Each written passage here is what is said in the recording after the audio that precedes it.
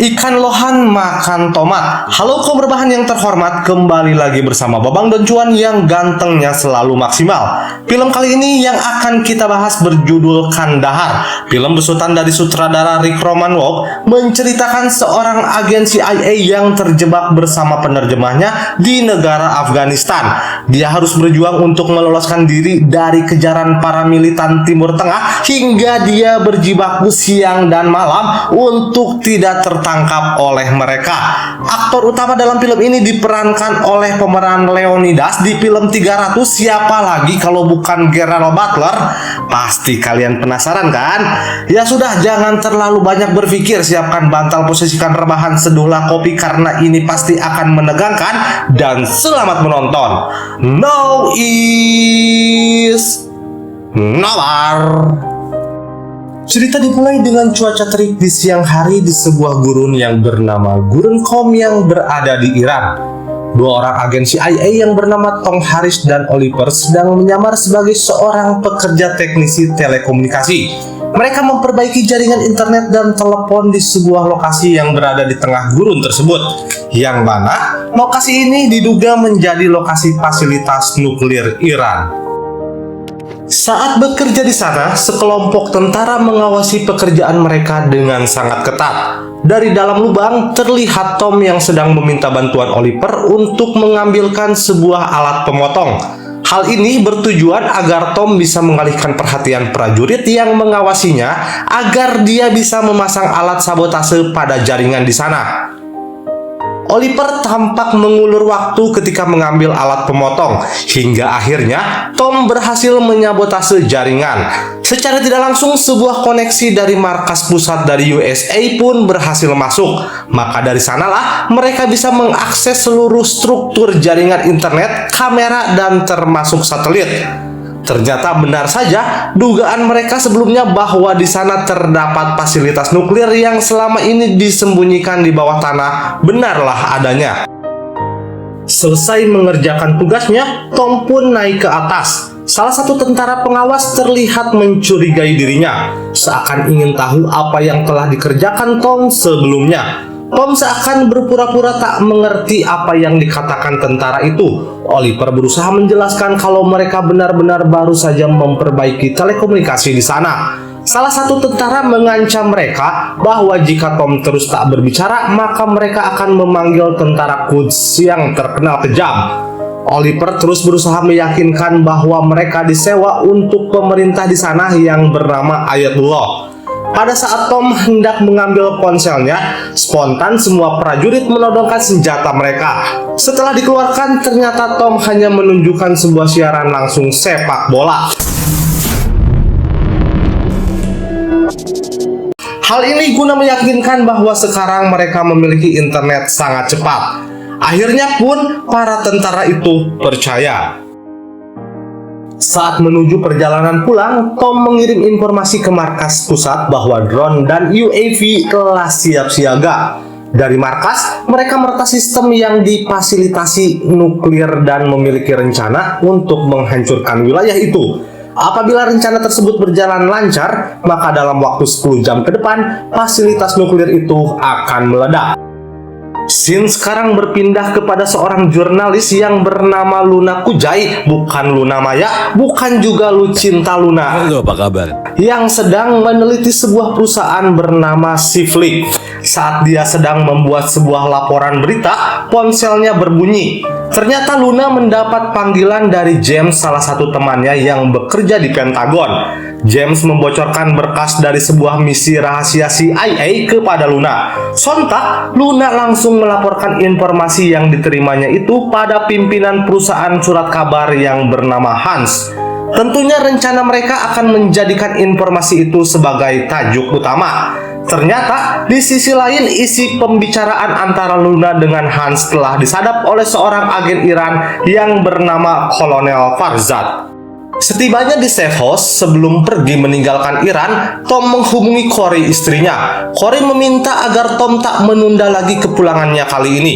Hal ini dikarenakan Tom harus menghadiri acara kelulusan putrinya dan menandatangani surat cerai dari sang istri. Ternyata kita tahu bahwa Corey telah memiliki pasangan baru yang ternyata seorang wanita juga. Ini yang dinamakan jeruk minum jeruk, bukan jeruk makan jeruk, karena kalau jeruk makan jeruk itu pasti jeruk.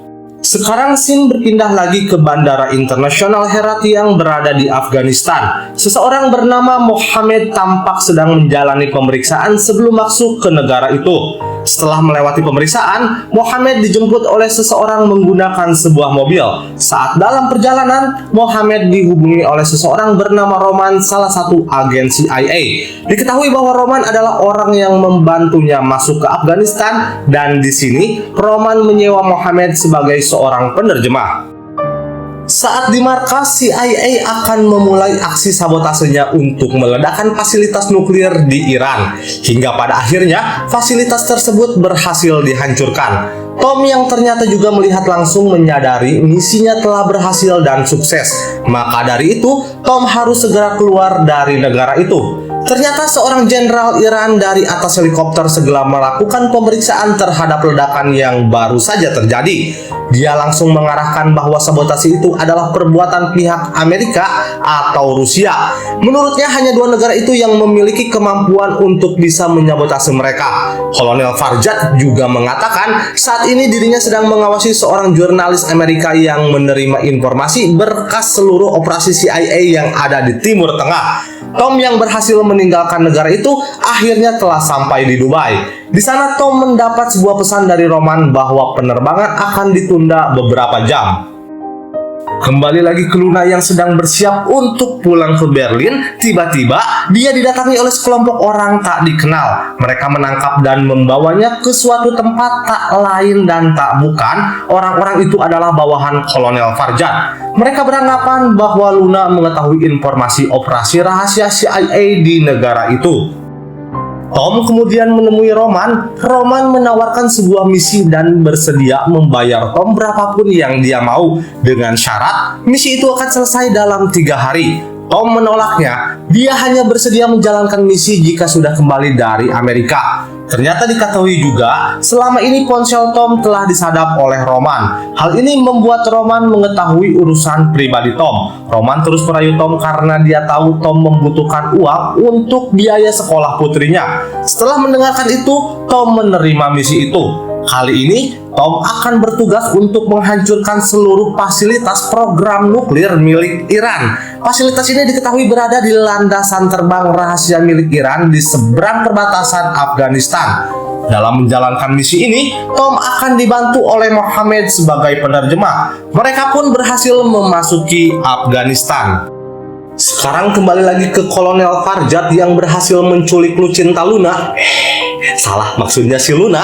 Ternyata secara bersamaan mereka juga telah menculik Putri Luna. Farjad terus menanyakan dokumen yang diterimanya dari James dan menanyakan informasi yang diterima Sivlik, perusahaan yang sedang mereka teliti. Perlu diketahui juga Sivlik adalah perusahaan di mana Tom nyamar menjadi salah satu teknisinya. Dapat dilihat pada misi di awal film.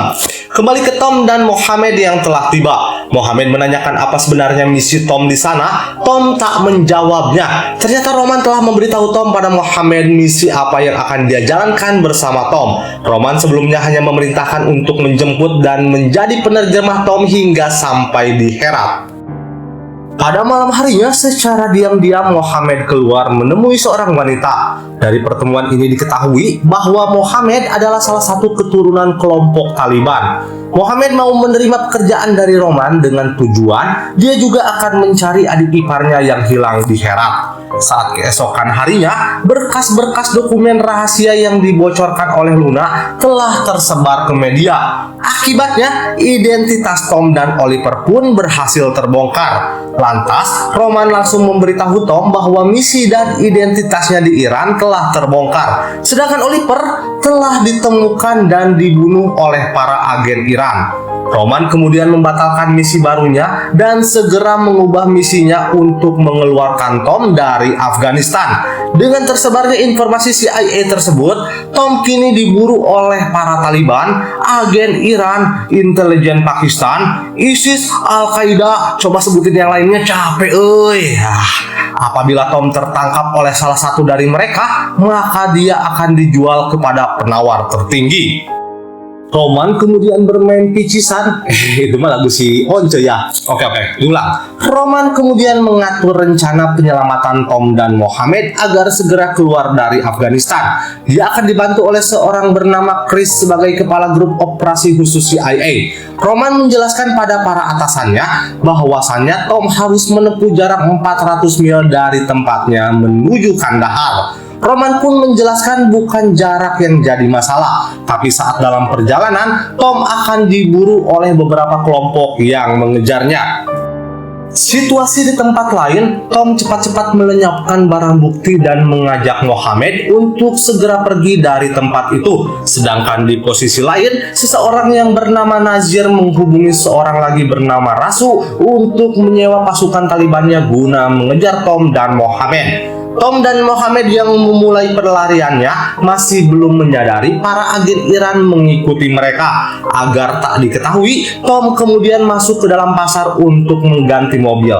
Sayangnya hal itu diketahui lagi oleh para agen Iran. Setelah berjalan beberapa saat, mobil Tom harus tertahan karena jalanan macet.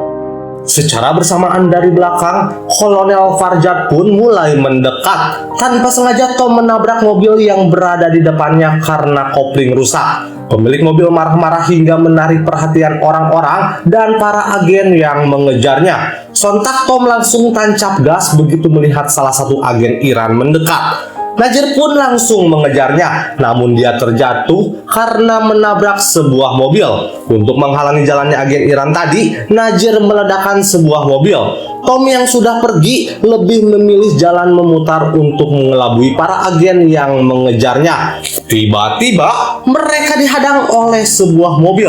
Alhasil Tom menabraknya dan langsung pergi saja dari sana. Saat di perjalanan, Tom dan Mohammed kembali terhambat ketika ban mobilnya pecah. Mohammed yang ketakutan sempat berniat meninggalkan Tom, namun dia kembali ketika mendengar Tom melepaskan tembakan kepada seseorang. Ternyata itu adalah seorang anak kecil. Tom kemudian meminta Mohammed untuk mengatakan pada bocah itu agar keluar dan menjatuhkan benda yang sedang dia pegang. Tom langsung mengambil benda yang dibuang oleh anak kecil tadi. Ternyata itu adalah remote yang digunakan untuk meledakkan ranjau yang ternyata tertanam di jalanan depan kendaraan mereka. Tom menghubungi Roman untuk meminta bantuan pada Ismail Ibrani, seorang panglima perang dari kelompok Tajik. Mereka berencana akan meminjam helikopter agar bisa sesegera mungkin keluar dari negara itu. Sedangkan Najir yang mengejar mereka baru datang dari belakang. Najir diberitahu oleh anak kecil yang tadi kemana arah Tom pergi sebelumnya.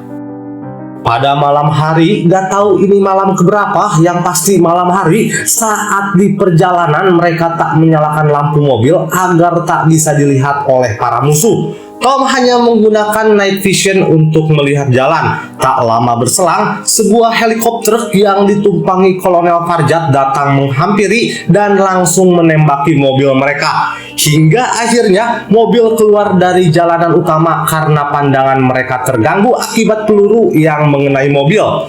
Mesin mobil yang terus-terusan ditembaki akhirnya mati total. Mereka terpaksa melanjutkan perjalanan dengan berjalan kaki, sedangkan helikopter tak henti-hentinya terus menembaki mereka berdua. Terlihat beberapa orang turun dari helikopter dan mengejar mereka, namun Tom berhasil melumpuhkan mereka. Tom kemudian menjadikan Mohammed umpan agar helikopter melihatnya. Ketika helikopter mulai mendekat, Tom melempar granat. Terlihat dari markas CIA, Chris tak bisa mengawasi Tom karena kehilangan jejak mereka, sedangkan Roman belum juga memberi kabar. Di sisi lain, ternyata Roman telah meminta bantuan teman-temannya, yaitu para pasukan khusus Afghanistan. Mereka berangkat menuju lokasi untuk membantu Tom. Mereka memutuskan untuk istirahat di sebuah tempat yang dirasa aman. Di sini ada sebuah kondisi menarik di mana Tom meminjamkan jaketnya untuk sholat dan memberikan sebagian makanannya pada Mohamed untuk berbuka puasa. Di sana mereka mulai saling curcol dan menceritakan bagaimana keluarga dari mereka masing-masing. Selanjutnya pada keesokan hari, Najir yang masih mengejar telah tiba di lokasi jatuhnya helikopter. Sedangkan Tom dan Mohamed akhirnya berhasil dijemput oleh anak buah Ismail yang dia mintai bantuan sebelumnya. Di sini Mohamed terkejut ketika mengetahui kelompok yang dimintai bantuan oleh Tom ternyata Ismail Rabani, seorang panglima perang Tajik. Tom dan Mohamed kemudian dibawa kelompok itu ke markas mereka. Setibanya di sana, Ismail mengatakan bahwa helikopternya dipinjam oleh kelompok Taliban. Ismail hanya bisa meminjamkan truk pada mereka. Mereka berdua kemudian diajak makan dan tanpa disangka, Mohamed mengatakan bahwa Ismail adalah seorang pengkhianat. Mohamed juga mengatakan bahwa Ismail adalah orang yang telah menghancurkan Herat, tempat kelahirannya. Diceritakan juga bahwa Ismail telah membunuh ribuan anak-anak dan wanita termasuk putra Mohamed. Ismail kemudian memberikan pistolnya pada Mohamed dan menyuruhnya menembak dirinya jika ingin balas dendam. Namun Mohamed yang telah memegang pistol tak mau melakukan itu. Mohamed kemudian mencoba untuk meninggalkan mereka dengan perasaan yang sangat kecewa kepada Tom karena Tom berteman dengan orang yang telah membunuh anaknya itu. Tom yang tak mengetahui hal itu kemudian meminta maaf pada Mohamed. Dia mengatakan akan menolak bantuan Ismail jika itu yang Mohamed inginkan. Dan pada akhirnya Mohamed bersedia menggunakan truk pemberian Ismail untuk melanjutkan perjalanan. Ternyata benar saja Ismail mengkhianati mereka. Dia menghubungi pihak Pakistan lalu memberitahu tujuan Tom. Najir yang mendapatkan informasi dari atasannya kemana tujuan Tom langsung meminta Rasu, salah satu pimpinan Taliban, untuk menangkap Tom dan Mohamed. Pada sisi lain, Tom dan Mohamed yang belum menyadari telah dijebak oleh Ismail akhirnya benar-benar dihadang oleh pasukan Taliban. Mereka ditangkap dan dibawa ke markas Taliban. Ketika Mohamed sedang dihajar oleh Rasu, sekelompok pasukan ISIS datang menyerang tempat itu. Rasu kemudian menghubungi Najir dan meminta bantuan udara karena pasukan ISIS menggunakan persenjataan berat. Najir menolak, dia malah memerintahkan Rasu menunggunya datang. Rasu dan kelompoknya pun dihabisi oleh pasukan ISIS. Salah satu anggota ISIS masuk ke dalam ruangan di mana Tom ditahan. Ternyata orang itu adalah Roman dan para pasukan khusus Afghanistan yang telah menyamar menjadi kelompok ISIS. Roman langsung membebaskan Tom. Mereka kemudian mencari Mohamed yang berada di ruangan lain. Setelah ditemukan, mereka langsung membebaskannya dan membawanya keluar. Sedangkan Najir yang baru saja tiba di lokasi menyadari bahwa yang menyerang Rasu dan anak buahnya bukanlah kelompok ISIS, melainkan pasukan khusus Afghanistan. Najir melihat Roman dan Tom pergi. Dia menghubungi pasukan Taliban dan kelompok lainnya untuk mencegat mereka. Tom dan Roman menyadari mereka diikuti dari belakang oleh Najir. Baku tembak pun kembali terjadi. Pada akhirnya Roman terkena tembakan. Roman kemudian sengaja menjatuhkan diri untuk menghalangi mobil Najir. Namun usahanya sia-sia. Najir lalu mengejar Tom dengan motornya. Dia memerintahkan tim mortir yang telah dipersiapkan untuk menembaki mobil yang ditumpangi Tom dan Mohamed. Tak berselang beberapa, kelompok dari segala penjuru berdatangan. Tembakan mortir terus menghujani Tom dan Mohamed yang hampir mencapai gerbang. Hingga pada akhirnya Najir dari belakang dengan cepat mendekat. Baku tembak antara mereka berdua sangat sengit. Najir berhasil ditumbangkan oleh Tom meskipun dia juga terkena sebuah tembakan yang kena di bagian perut. Pasukan Taliban dari segala penjuru mulai mendekat. Tom dan Mohamed hanya bisa pasrah. Ya, karena usaha sudah dilakukan, doa juga sudah dipanjatkan, ya tinggal pasrah.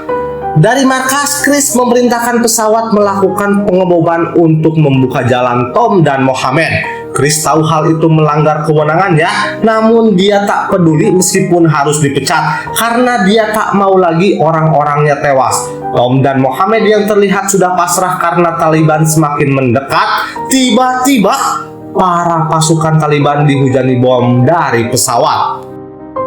Mereka kemudian melanjutkan perjalanan menggunakan kendaraan di sana dan menerobos pagar. Tom dan Mohamed akhirnya bisa mencapai pesawat, dan film ini pun berakhir dengan ending yang memperlihatkan Kolonel Parjad telah koin. Lalu terlihat Jenderal Iran melepaskan lunak di perbatasan untuk kembali ke negaranya. Tom bertemu dengan putrinya dan Mohamed kembali ke rumah berkumpul bersama keluarganya. Ending yang sangat membagongkan.